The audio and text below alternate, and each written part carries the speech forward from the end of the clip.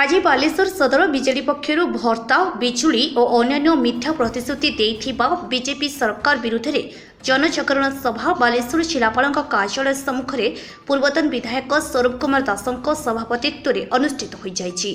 राज्यवासी को मिछ प्रतिश्रुति दे बीजेपी दल जेपरी प्रतारणा पर प्रतारणा कर चली ताहार प्रतिफलन आगामी दिन में समस्ते देखिबे बोली श्रीजुक्त दास निज वक्तव्य कहिथिले। जिला बीजेडी सभापति तथा पूर्वतन मंत्री ज्योति प्रकाश पाणिग्राही जोगदे केवल भर्ता नुहे अनेक योजनार मिछ प्रतिश्रुति दे बीजेपी सरकार को आसीची जहाँ ओडिशावासी जानि सारिलेनी। आसंता दिन मानकरे समस्त अंचल एकथा पई बीजेपी दलर विरोधर सामना करबा पई पड़िबो।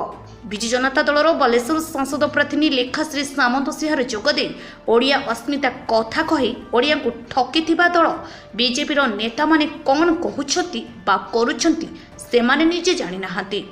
सेमानकु जहा दिल्लीरु निर्देश आसुची ताहा करूछंती। एहा कौन बीजेपी ओडिया अस्मिता बोली डॉक्टर समन सिंहार निज वक्तव्य बीजेपी को प्रश्न करिछंती। एही अतिरिक्त जिलापाल को एक दाबीपत्र प्रदान करथिले। बालेश्वर भागवत दासों को रिपोर्ट,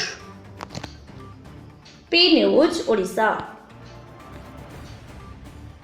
देखो भारतीय जनता पार्टी मिथुआ राधुआ सरकार कथा प्रमाणित हो धीरे धीरे निर्वाचन पूर्व जहाँ जहाँ कही देश राज्य को प्रगतिर दिशा ने डबल इंजिन सरकार हम ओडिया अस्मितार प्रतिफलन देखा मिल भत्ता 3000 टंका को बढ़ 300 यूनिट बिजुली मागणा दि महिला मान 50,000 टंकार सुभद्रा योजन वाउचर मिल कौन प्रतिश्रुति रक्षा करना सरकार ये मिछ कहीकि ओडिशावासी को भोट हाथई खंडे की भोट नहीं गोटे प्रकार भोट चोरी कर हम ना निर्वाचन पर बहुत भत्ता को संशोधन कर 80 वर्ष केवल पाइबे 50,000 सुभद्रा योजना किसी महिला को मिल 300 यूनिट बिजुली मिल ना ये जो कथा ये कथा निर्वाचन पूर्व जदि कही ओडिशावासी खंडे भोट दे नते कथा से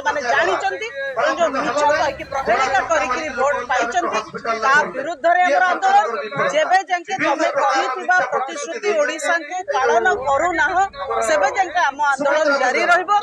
आज ओडिशा व्यापी ये आंदोलन होची विजु जनता दल लोकों संगे ठिया लोकों इच्छा को मनसा को स्वर दौची से परिप्रेक्षी आज आम बालेश्वर सदर आंदोलन आम घर घर को जीवु लोकों को बुझे।